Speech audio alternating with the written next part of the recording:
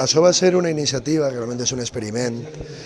És la forma d'unir la música valencià en l'esport que tenim també en el país, com és no? de la pilota valenciana.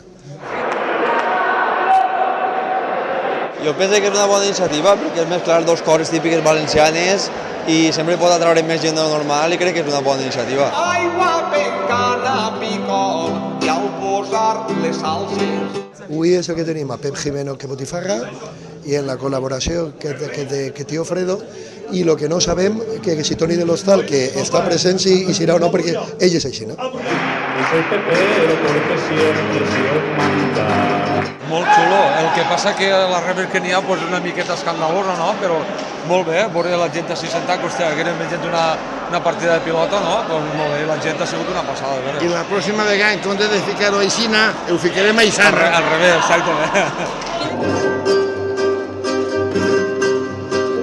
Era un poble en una ermita abandonada per tots els anys. N'hi ha gent que sí que ve els dos, a més està aixecant molta gent ahí fora, que sí, que sempre venen a més i estan encantadíssims perquè també van a concerts en valencià i tal, que s'uneix. Jo penso que també molta gent que mai va a la pilota avui està en un concert i al revés.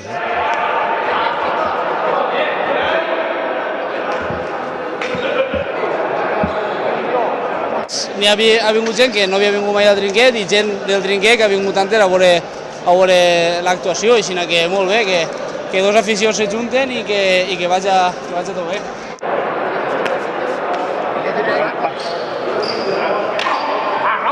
En principi és un cicle per a fer-lo en la resta també de país i jo penso que és interessant i la veritat que s'ha vist, vull dir, a veure, que Villarreal, igual que la resta, que les comarques en el nord, no són tampoc un lloc d'anar a la pilota massa. Inclús a Aixina han tingut una entrada molt bona i n'hi creuran ara com a 150 persones i la veritat que estem a un toc contents.